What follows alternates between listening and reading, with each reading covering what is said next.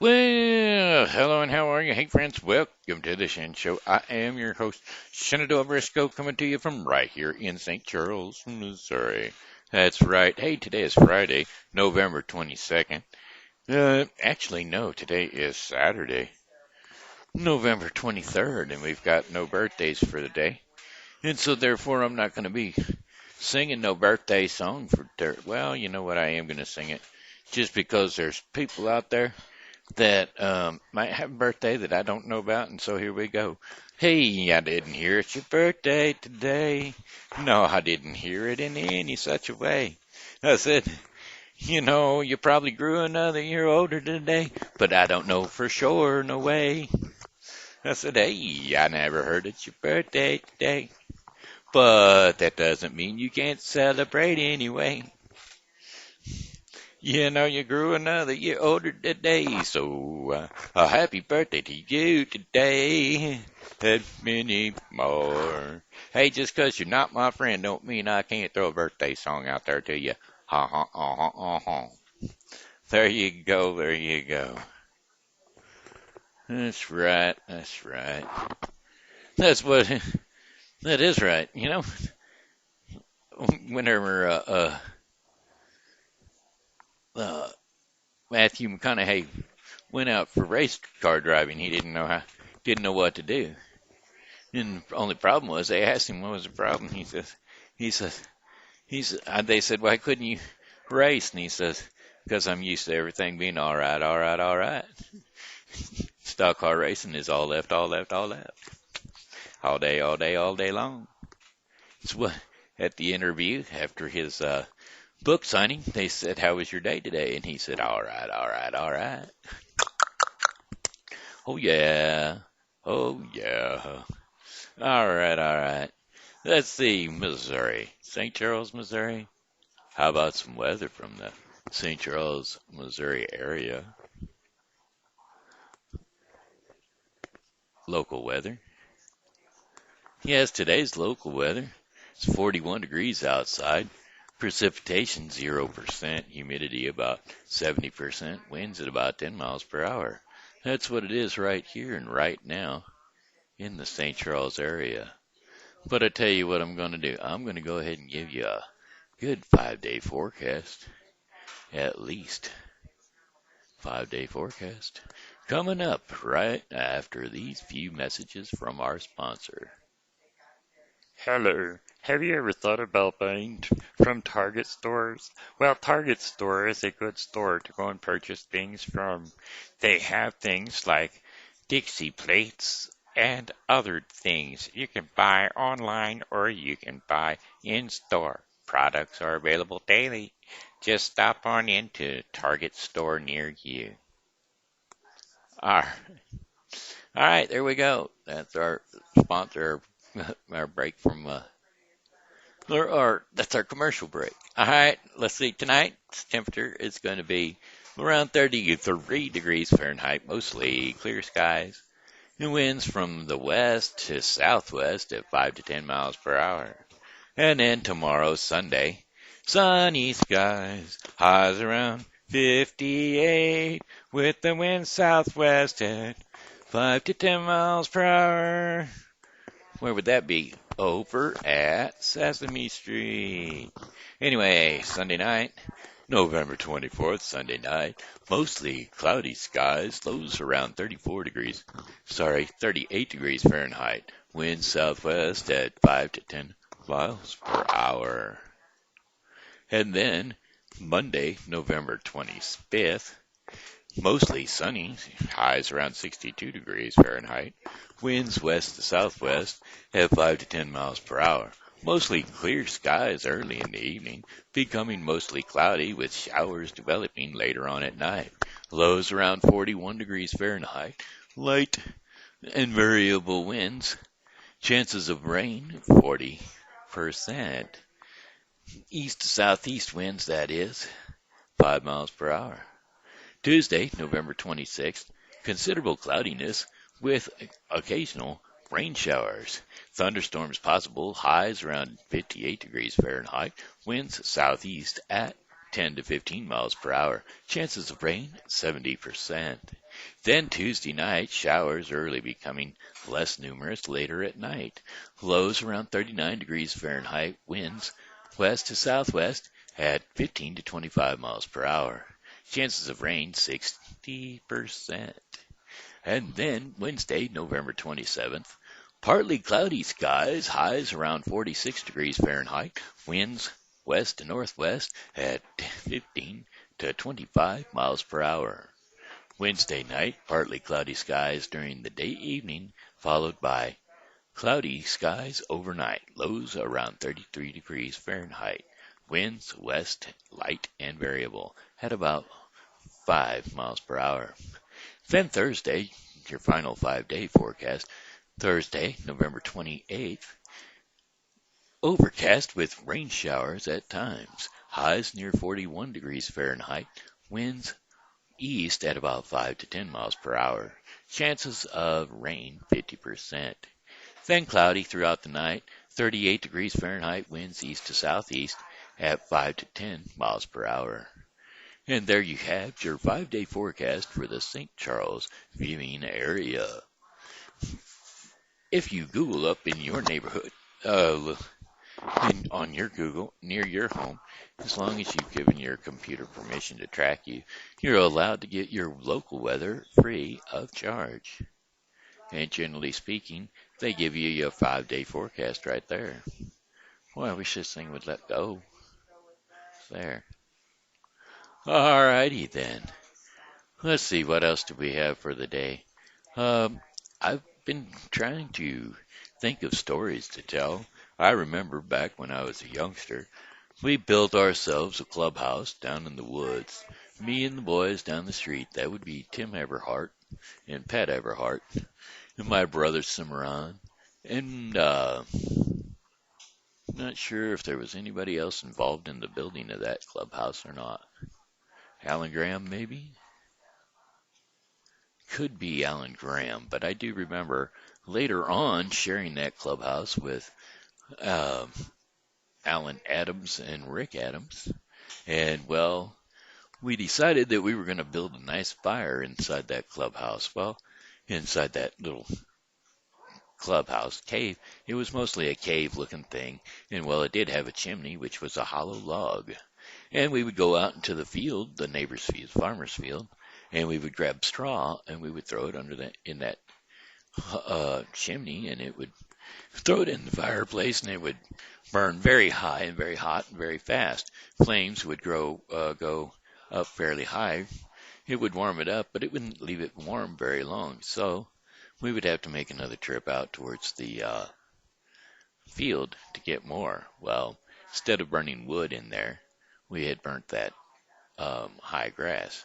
Well, later on, we noticed that the chimney, the hollow tree, was on fire.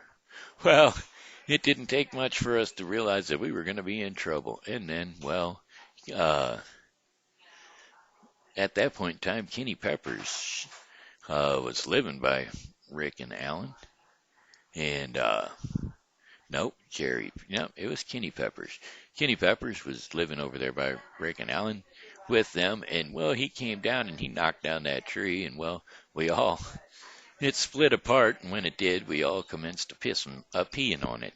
And, well, we peed out a fire right then and there in the middle of the woods behind our neighbor's house. It was pretty disturbing thing. But it was one of those things that happened during the old days back when I was a kid. Yeah, there were a few things like that. Oh, I'd built clubhouses all along. A friend of mine, Alan Graham, learnt me how to build them. Alan and Todd and Mark. I think Mark had more to do with it than Alan did. Right across the street from me, right down the street from me, Mark would come down to the back. He was an Eagle Scout, by the way. Boy, what a fisherman he was. Deer hunter, too. Right now, boy, you should see the buck he just pulled in. Not bad at all. I couldn't even count the points because there were so many of them. No, I imagine there was about 10, but I didn't get a real good look at it. He caught it napping in his canoe. That's what happened there. At least that's what somebody posted on his picture. It was a good thing. Anyway, it was pretty funny.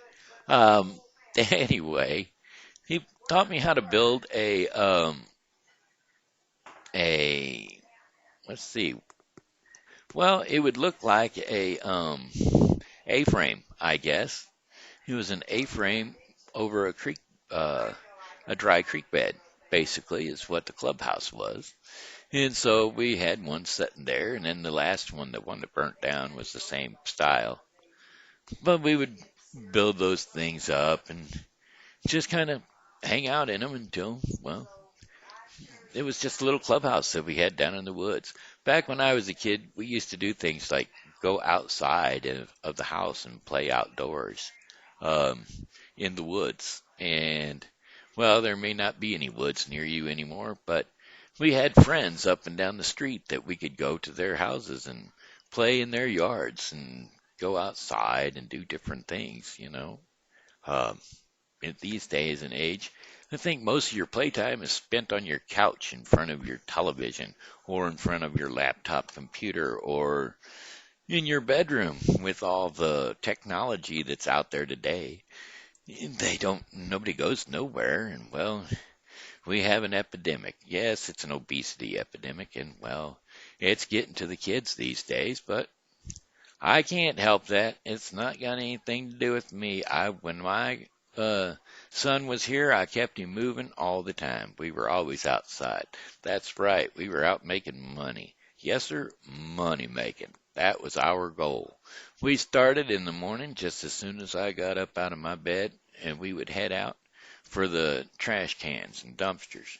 And we would do some dumpster diving. We would dive in those dumpsters. Well, he would.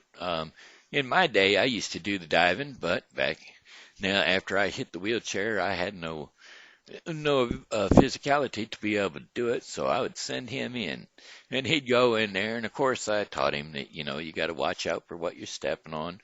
Be careful that you don't step on anything breakable, glass or anything like that. And we would throw out all the aluminum cans and all the aluminum containers and stomp them all down. And then we'd find he'd throw them on the ground and I'd run over them with my wheelchair. And we'd get them all packed down and smashed in bags. Then we'd run them on over to the aluminum place so that he could get him some cash money. That way, when he got that cash money, we could go down to either the IGA store and get some fish and bait like livers. He liked them livers. Or we could go across the street and get crickets at the one stop bait bottle and bait. Or we could go uh, Bates bullet Bates bullets and bottles. Anyway, the one stop. Or we would go over to the gas station and he'd get him a uh, what was that drink that he used to drink? Propel. That's right. He liked that Propel water. Sure enough did. He would get that, and we'd load up the old back of the wheelchair with his fishing tackle and his fishing pole and a casting net, and we'd go on down to the river. He'd throw out the casting net a few times and catch some live bait that way. On occasion, we'd go elsewhere to get our live bait over by Earth City. Some of the ponds over in Earth City had bait in them over there, and we'd send him over there and do some net casting. And these were the type casting nets that you used to see in the old days, where they would stand on the shore and they would fling them out like a bullfighter would fling his cape around in circles, and then throw it out into the middle of the water and then drag it in by the rope, and he would bring in all kinds of little fishies, just enough for bait, and then or the crickets that he bought, or the worms. I always had trouble getting him to catch crickets around the house. Now, when I was a kid, I always caught my own crickets and I got my own worms because, well, in my basement steps of the mom and dad's house, the leaves used to accumulate there, and that was where I collected all my worms from because they used to hide underneath those leaves right down there in the bottom of the doorway. Never had a problem finding my fishing bait. No siree, Bob. And or around inside the house on the air conditioner side of the house. There was the kitchen side, I guess I'd have to say. There was the telephone pole. We had no telephone pole rolled up against the side of the house for years. I don't know how many. But if you rolled that away, you'd get yourself your crickets or your um, blue-tailed lizards or, any kind of numerous things. Anything could be used for bait, but I'd collect all my bait and go fishing. Or if I got if I wasn't really in the mood for fishing and I really wanted to go a different way, I could always go down to Coal Creek, step in off of Coal Creek and do some crawdad hunting, and either bring the crawdad home to eat if I gathered up enough of them, or use them for bait, whichever, the case was, because they made good bait too. I just remember the good old days, back when I used to get out and have fun, out in the woods behind the house, and enjoying myself day in, day out. Anyway, I probably covered 10 stories right there, and I didn't even finish one of them. One of these days, you'll have to pick out which one you liked the best. Say, hey, you had mentioned at one point in time your son and you going dumpster diving, and you should tell about some of the things that you guys found. Or you could tell more, or you could say something on the lines of, hey, tell us more about that fire in the clubhouse that you burnt up. Or about my fishing expedition down towards the, off of uh, Elm Point Road and Hustler Road. No, actually it wasn't Hustler Road, was it? It was Hafer Bridge Road. That's right. Took a little fishing excursion down there with Pat Hurst. Yep, that blew up Mom and Dad's Volkswagen bus. Yeah, well, that's another story in itself too. Anyway, I keep thinking of a song that I've been thinking of, and I can't think of the name of it. Sometimes love, it is a feeling that never can go wrong. And sometimes love, it is I don't know. I mean, that's the rhythm to it, but those are not the right words, so I can't even Google search it. But anyway, I am going to go ahead and do the daily bread. That way, it's out of the way. Today, the devotion is called the approval of one. That's right, the approval of one, today being November 23rd. And we are not trying to please people, but we're trying to please God. God is the one that we want to approve, have his approval. And today's devotion is First Thessalonians 2, 1 through 4. And so I'm going to go ahead and read that. The approval by one is in the Our Daily Bread, which you can go to odb.org and sign in and give them just a little bit of a donation so that they can spread the gospel all around the world. Yes, sir. Yeah, what a better thing, not a better thing to do than to spread God's love each and every day. All right, let's see. First Thessalonians. And I'm going to be doing that in the NIV Bible, a new international version of the Bible. And I catch that on the Gateway Bible, BibleGateway.com. That's where I catch it. Anyway, here we go. Paul's ministry in Thessalonica. There we go. You know, brothers and sisters, that our visit to you was not without results. We had previously suffered and been treated outrageously in Philippia, as you know, but with the help of our God, we dared to tell you his gospel in the face of strong opposition. For the appeal we make does not spring from error or impure motives, nor are we trying to trick you.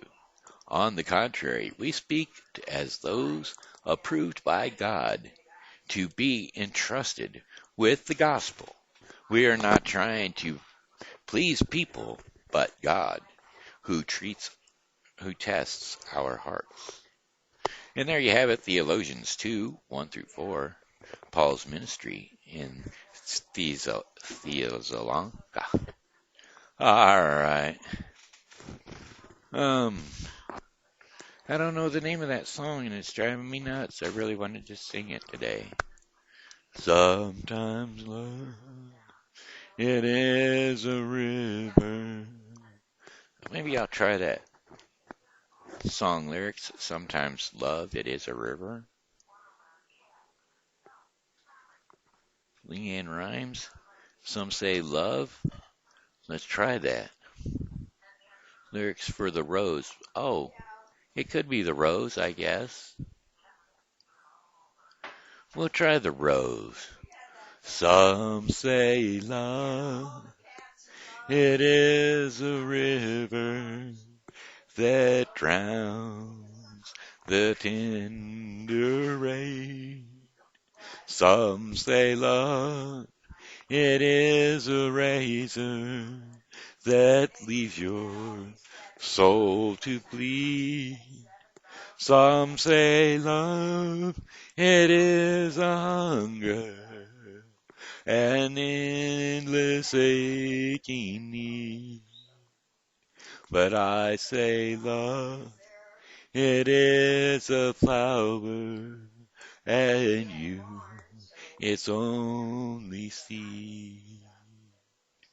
It's the heart afraid of breaking that never learns to dance. It is the dream afraid of waking that never takes the chance.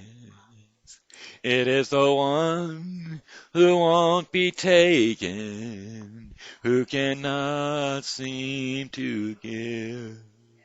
And the soul afraid of dying that never learns to live. When the night has been so lonely and the road has been too long, and you think that love is only for the lucky and the strong. Just remember, in the winter, far beneath the bitter snow, lies the seed that with the sun's love in the spring becomes the rose. Some say love, it is a river that drowns and tenders the reed. Some say love, it is a razor that leaves your soul to bleed. Some say love, it is a hunger, an endless aching need. And I say love, it is a flower, and you, its only seed. All right. I found it. So anyway, hey, you know what? That looks like it's about it for me today. So I'm going to tell you, I really appreciate y'all coming out and taking a look at the Shen Show and enjoying it as much as you do. If you don't, well, let me know what would make you enjoy it a little more. I was told that the story songs are very good, and I can't find any story songs that many. If any of y'all know any story songs, please um, let me know what they are so that I can do those because, well, maybe my voice isn't as good as I hear it in my ears, but to me, it sounds great until I listen back to it. And then I think, oh my God, what have I put these people through? But anyway, that being said, I'm going to have to say, well, thanks for tuning in to the Shen Show. And you know, as always, God loves you, and so do I. So come back and see me tomorrow because, well, I'll be here, and I hope that you are too.